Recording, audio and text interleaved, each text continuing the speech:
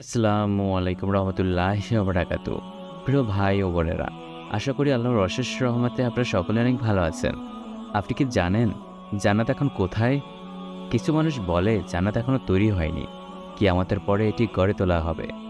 আবার কেউ বলে জান্নাত বহু আগেই সৃষ্টি হয়েছে, যেখানে আজও জান্নাতের নদীগুলো প্রবাহিত হচ্ছে, তাজা ফলের বাগান রয়েছে এবং জান্নাতি হাওয়া সুবাস ছড়িয়ে পড়ছে।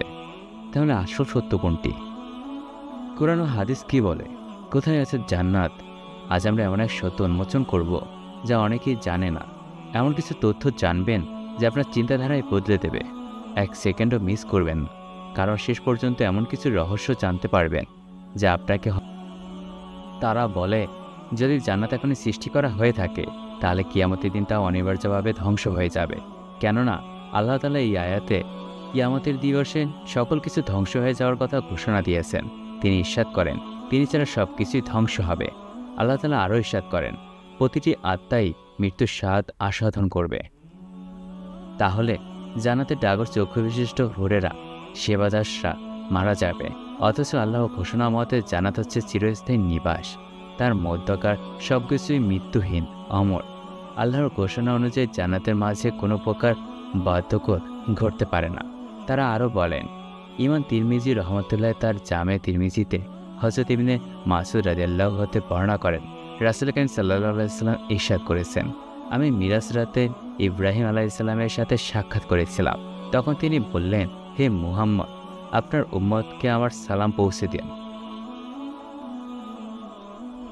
তাদের জানান, জান্নাত হলো পবিত্র মাটি ও সুবের মিষ্টি পানি বিশিষ্ট, তবে তা বৃক্ষরাজিহীন। রাসূল সাল্লাল্লাহু আলাইহি ওয়াসাল্লাম বলেছেন, যে ব্যক্তি একবার সুবহানাল্লাহি ওয়া বিহামদিহি পড়ে, তার জন্য জান্নাতে একটি বৃক্ষ রোপণ করা হয়। তিরমিজি উক্ত হাদিসটিতে এর স্তর অন্তর্ভুক্ত করেছে। তারা আরও বলেন, যদি জান্নাত এখনই পুরোপুরি সৃষ্টি করা হয়ে থাকে, তাহলে এখনও তার বৃক্ষশূন্য হওয়ার কোনো যুক্তি হয় না। এরপর আবার তাতে বৃক্ষ রোপণের কোনো অর্থই হতে পারে না।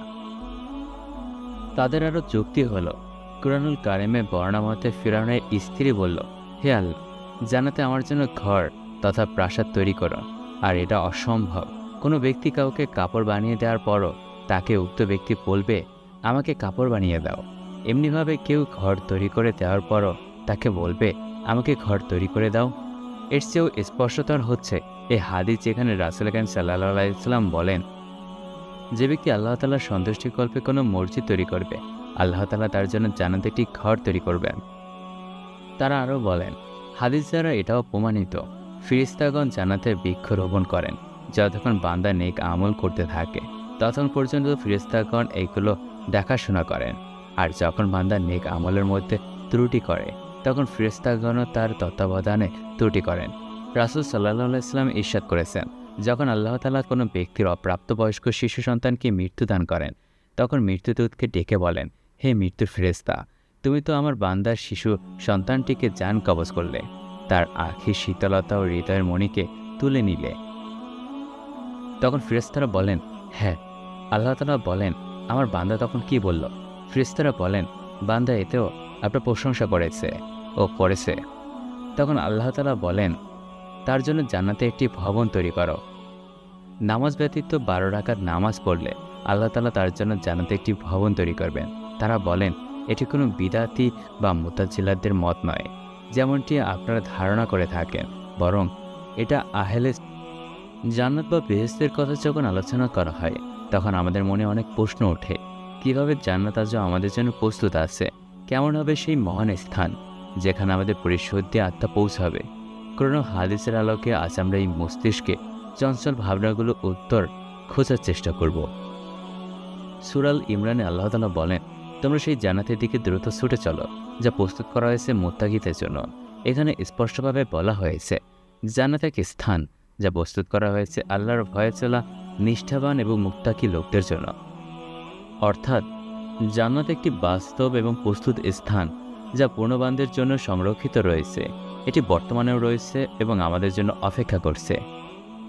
আল্লাহ বলেন, তোমরা আল্লাহর নিকট হতে ক্ষমা প্রার্থনা করো এবং জান্নাতের দিকে ছুটে চলো, যা প্রশস্ত আকাশমণ্ডল ও পৃথিবীর মতো ব্যাপক, এবং তা প্রস্তুত করা হয়েছে আল্লাহর জন্য বিশ্বাসী এবং ধার্মিকদের জন্য। এখানে জান্নাতের অস্তিত্ব সম্পর্কে অত্যন্ত স্পষ্ট ঘোষণা রয়েছে, যা একটি বাস্তব অপেক্ষামান স্থান। হাদিসের মধ্যে জান্নাতের অস্তিত্বের ব্যাপারে একাধিক প্রমাণ রয়েছে। সহিহ বুখারী হাদিস 3207-এ নবী করিম সাল্লাল্লাহু আলাইহি ওয়াসাল্লাম বলেছেন, মিরাজের রাতে আমি জান্নাত দেখেছি। এই হাদিস থেকে বোঝা যায় যে জান্নাত এক বাস্তব স্থান এবং নবী করিম সাল্লাল্লাহু আলাইহি ওয়াসাল্লাম সেটি নিজের চোখে দেখেছেন। মিরাজের রাতে তিনি স্বর্গীয় বিশ্বের সেই ঐশ্বরিক দৃষ্টি লাভ করেছিলেন, যা আমাদের অন্তরকে জাগিয়ে তোলে। এছাড়াও সহিহ মুসলিমে বর্ণিত হয়েছে, যারা আল্লাহর পথে শহীদ হন তাদের জন্য জান্নাতে স্থায়ী জায়গা রাখা হয়েছে। এটি নির্দেশ করে যে জান্নাত শুধু একটি ধারণা নয়, এটি এমন এক স্থান যা বাস্তবে রয়েছে এবং শহীদরা বিশেষ মর্যাদায় সেখানে অবস্থান করবে। জান্নাতের অস্তিত্বের প্রমাণ এবং সেই স্থান আমাদের জন্য প্রস্তুত রয়েছে, কিন্তু প্রশ্ন হলো, আমরা কি সেই মহান স্থানটির জন্য প্রস্তুত?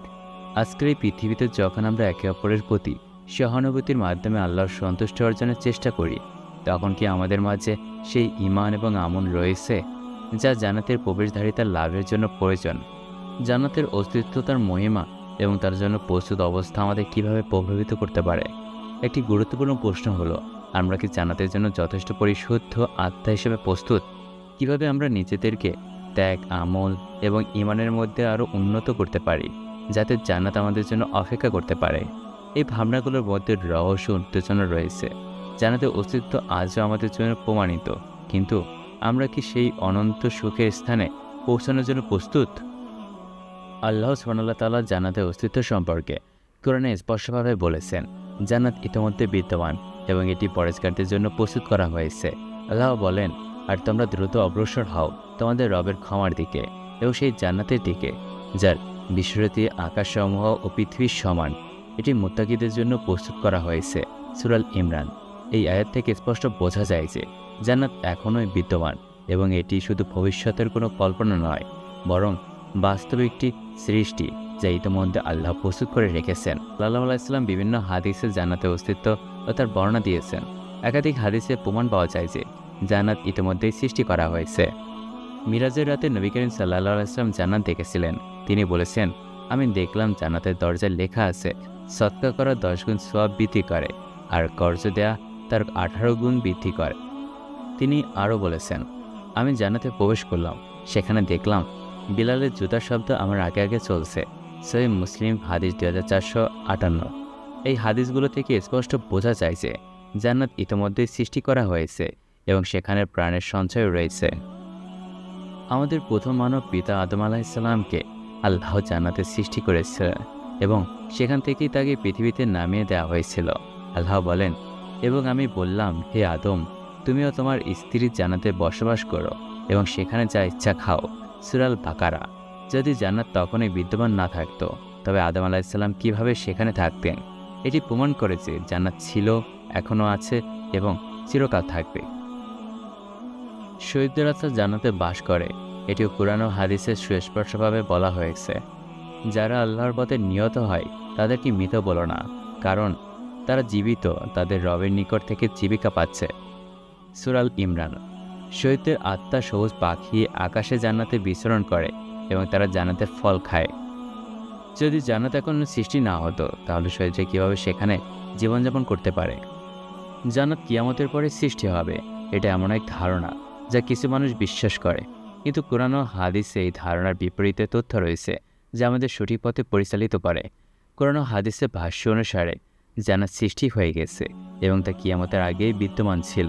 এই বিষয়টি বিশ্বাস করা অত্যন্ত গুরুত্বপূর্ণ, কারণ ইসলামী বিশ্বাসের জান্নাত হলো চিরস্থায়ী শান্তি এবং আনন্দের স্থান, যা সৃষ্টিকর্তা আল্লাহ তার পূর্ণমান বান্দাদের জন্য প্রস্তুত করে রেখেছেন। কুরআনে অনেক আয়াতে স্পষ্টভাবে বলা হয়েছে যে জান্নাত রয়েছে এবং তা মুসলিমদের জন্য আল্লাহর বিশেষ নৈতিক পুরস্কার হিসেবে নির্ধারিত। যেমন সূরা আল ইমরানে বলা হয়েছে, আর তোমাদের জন্য প্রস্তুত রয়েছে এমন একটি জান্নাত যা আকাশ ও পৃথিবীর মতো বিস্তৃত, যা তোমরা আল্লাহর ইচ্ছায় অর্জন করবে। এটি স্পষ্টভাবে জানায় যে জান্নাত আগে থেকে প্রস্তুত রয়েছে এবং এটি সৃষ্টির কোনো পর্যায়ে পরিকল্পিত ছিল। এছাড়াও হাদিসে জান্নাতের অস্তিত্বের ব্যাপারে স্পষ্টতা রয়েছে। নবী করিম সাল্লাল্লাহু আলাইহি ওয়াসাল্লাম বলেছেন, আল্লাহ জান্নাত সৃষ্টি করেছেন এবং জান্নাতে যা কিছু আছে তা পৃথিবীতে কোনো কিছু থেকে অধিক শ্রেষ্ঠ। সহিহ মুসলিম। এই হাদিস থেকে বোঝা যায় জান্নাত কিয়ামতের পরে নতুন করে তৈরি হবেন, বরং এটি পূর্বেই সৃষ্টি হয়েছে এবং কিয়ামতের পর যা সমস্ত সৎকর্মী মানুষ থাকবে তাদের জন্য সেটি প্রস্তুত হয়ে থাকবে। এছাড়াও আরেকটি বিষয় হলো, জান্নাত ও জাহান্নাম একই সময় সৃষ্টি হয়েছিল। সুতরাং কিয়ামতের আগেই জান্নাত তৈরি হওয়া এবং তা সেই সব মানুষের জন্য অপেক্ষা করা যারা আল্লাহর নির্দেশ অনুসরণ করবে, এটি সঠিক ধারণা। কিয়ামত হলে সৎকর্মী তাদের পুরস্কৃত হিসেবে জান্নাত প্রবেশ করবে, আর অসৎকর্মীরা জাহান্নামে শাস্তি ভোগ করবে। অতএব জান্নাত কিয়ামতের পরে সৃষ্টি হবে এমন ধারণা সঠিক নয়। কুরআন ও হাদিসের আলোকে আমরা জানতে পারি যে জান্নাত আগে থেকে সৃষ্টি হয়েছে এবং কিয়ামতের পর সৎকর্মীরা তার মধ্যে প্রবেশ করবে। নবী করিম সাল্লাল্লাহু আলাইহি ওয়াসাল্লাম একটি হাদিসে উল্লেখ করেছেন যে আদম আলাইহিস সালাম জান্নাতে ছিলেন এবং জান্নাত আগে থেকে সৃষ্টি হয়েছিল। এই হাদিসটি আমাদের সুস্পষ্টভাবে বোঝায় যে আদম আলাইহিস সালাম জান্নাতে প্রবেশ করার পূর্বেই জান্নাত ছিল এবং তা আগে থেকে আল্লাহর হাতে তৈরি ছিল। নবী করিম সাল্লাল্লাহু আলাইহি ওয়াসাল্লাম বলেছেন, আল্লাহ আদম আলাইহিস সালামকে জান্নাতে প্রবেশ করিয়েছিলেন যা আগে থেকেই ছিল এবং তখন আদম আলাইহিস সালাম জান্নাতে ছিলেন। সহিহ বুখারী। এটি প্রমাণ করে যে জান্নাত কিয়ামতের পরে সৃষ্টি হবে এমন ধারণা সঠিক নয়, বরং জান্নাতের সৃষ্টি ছিল আদম আলাইহিস সালামের পূর্বে এবং এটি চিরকালীনভাবে সৃষ্টি ছিল, যা পরবর্তীতে আল্লাহ নিষেধাজ্ঞা অনুযায়ী আদম আলাইহিস সালাম এবং তার পুত্র সন্তানদের জন্য প্রস্তুত ছিল। তাছাড়া ইসলামের বিশ্বাস অনুযায়ী জান্নাতের সৃষ্টি পূর্বেই হয়েছিল এবং পরবর্তীতে কিয়ামতের পর সৎকর্মীরা সেখানে প্রবেশ করবে। জান্নাত ও জাহান্নাম দুটোই আল্লাহর পরিকল্পনার আগে থেকে সৃষ্টি হয়েছে।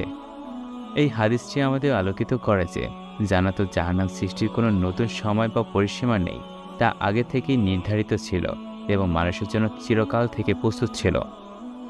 জান্নাতের বাগান, দরজা এবং বেহেশতি নদী সম্পর্কে কোরআন ও হাদিসে বিস্তৃত বর্ণনা রয়েছে, যা আমাদের জান্নাতের সৌন্দর্য এবং সেখানকার চিরস্থায়ী শান্তি ও আনন্দের এক দারুণ চিত্র উপস্থাপন করে।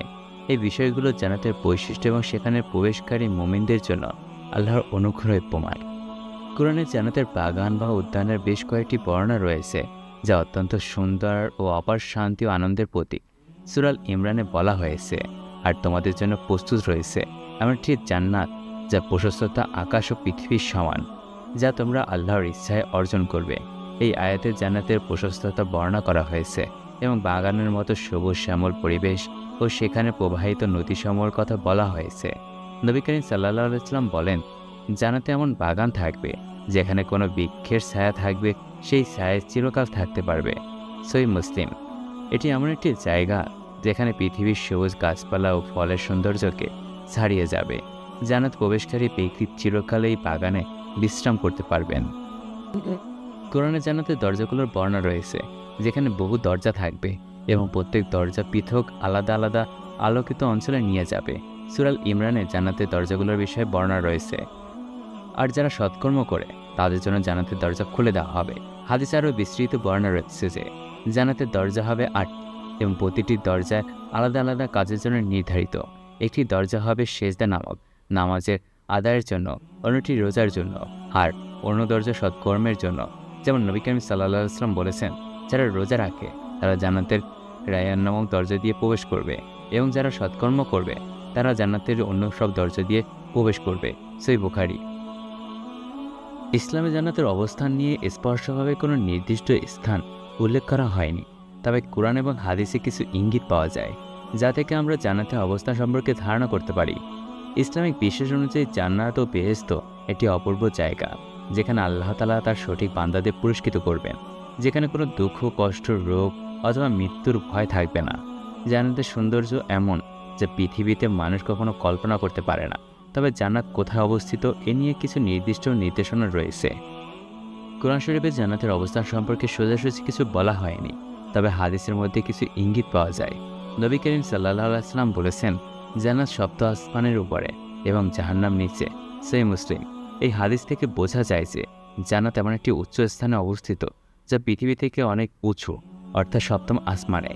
যদিও এটা নির্দিষ্ট স্থান নয়, তবে হাদিসটি জান্নাতের অতি উচ্চ স্তরে একটি ধারণা দেয়। ইবনে কাইম রহমতুল্লাহ বলেছেন, জান্নাতের অবস্থান সিদরাতুল মুনতাহা নামক স্থানে। সিদরাতুল মুনতাহা হলো একটি বিশেষ স্থান যা সপ্তম আসমানের উপরে অবস্থিত এবং এটা আল্লাহর কৃপার সীমারেখা হিসেবে ধরা হয়।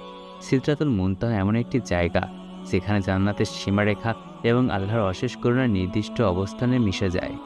এই স্থানকে ইসলামের একটি অত্যন্ত পবিত্র ও সম্মানজনক স্থান হিসেবে গণ্য করা হয়। ইসলামিক মনোভাবের মধ্যে জানা যায় যে জান্নাতের অবস্থান অত্যন্ত উচ্চ স্তরে অবস্থিত, যা সপ্তম আসমানের উপরে। এটি এমন এক জায়গা যেখানে সমস্ত পৃথিবী এবং আকাশের বিশালতা একে একে ক্ষুদ্র হয়ে যায়। জান্নাতের অশেষ সৌন্দর্য এবং শান্তির অনুভূতি এই জায়গার বিশেষত্বকে আরও জোরালোভাবে তুলে ধরে। সেখানকার পরিবেশ একদমই আলাদা, যেখানে কোনো ধরনের কষ্ট বা দুঃখবোধ নেই। আল্লাহ তাআলা জান্নাত কেমনভাবে সৃষ্টি করেছেন যে এটা যেন শুধু উচ্চ স্থানেই অবস্থান না করে, বরং এই সৌন্দর্য এবং প্রশান্তি আকাশ এবং পৃথিবীকেও ছাড়িয়ে দিতে পারে। জান্নাতের নানা স্তরের মধ্যে প্রত্যেকটি স্তরে নিজস্ব ভিন্নতা রয়েছে, কিন্তু এর মধ্যে যে মূল উপাদানটি রয়েছে তা হলো শান্তি, সুখ, সহানুভূতি এবং আল্লাহর নৈকট্য। কিছু হাদিসে আরও বলা হয়েছে যে জান্নাত এমন একটি জায়গা যা অত্যন্ত উঁচু এবং এতে অবস্থিত মানুষ আল্লাহর সান্নিধ্যে থাকবে। হাদিসে এসেছে, যে ব্যক্তি জান্নাতে প্রবেশ করবে সে আল্লাহর সম্মুখীন হবে এবং আল্লাহ তাকে বলবেন, তুমি যা চাইবে তা আমি দেব। সহিহ মুসলিম। জান্নাতের বর্তমান অস্তিত্ব অস্বীকারী কিছু দল বা ব্যক্তি দাবি করেন যে জান্নাত এখনও তৈরি হয়নি এবং কিয়ামতের পরেই তা তৈরি হবে। তাদের বক্তব্যের পেছনে মূল যুক্তি হলো তারা মনে করেন যে জান্নাত কেবল কিয়ামতের পর পুনরুত্থানের সময় প্রস্তুত হবে। তবে কুরআন এবং হাদিসে জান্নাতের বর্তমান অস্তিত্ব সম্পর্কিত সুস্পষ্ট ইঙ্গিত রয়েছে, যা তাদের মতের বিরুদ্ধে। কুরআনে জান্নাতের বর্তমান অস্তিত্বের প্রমাণ পাওয়া যায়, যেমন সূরা আল ইমরানে বলা হয়েছে, আর তোমাদের জন্য প্রস্তুত রয়েছে এমন একটি জান্নাত যার প্রশস্ততা আকাশ ও পৃথিবীর সমান, যা তোমরা আল্লাহর ইচ্ছায় অর্জন করবে। এই আয়াতে জান্নাতের অস্তিত্ব সম্পর্কে সুস্পষ্ট বলা হয়েছে যে এটি এখনই প্রস্তুত রয়েছে এবং যারা আল্লাহর নাফরমানি থেকে বাঁচবে তাদের জন্য এটি নির্ধারিত। এতে কিয়ামতের পর অপেক্ষা করা নেই, বরং জান্নাত বর্তমানে প্রস্তুত এবং বিশ্বাসীরা সেখানে প্রবেশ করবে। এছাড়াও সূরা মুহাম্মাদে জান্নাতের অস্তিত্বের ব্যাপারে সুস্পষ্ট ইঙ্গিত রয়েছে।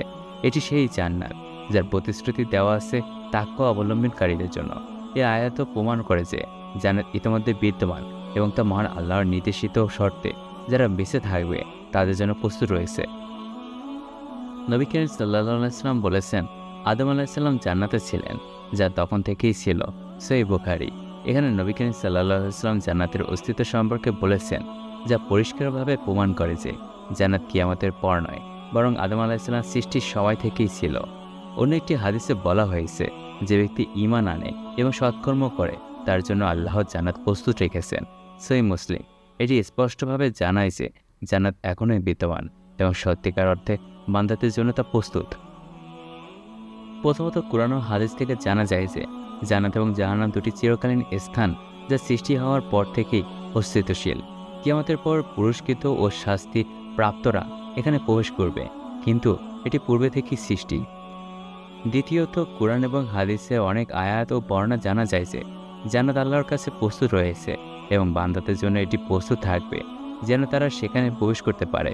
এক্ষেত্রে কিয়ামতের পর জান্নাত সৃষ্টি হবে এমন দাবি কুরআন ও হাদিসের সাথে সংঘর্ষিত।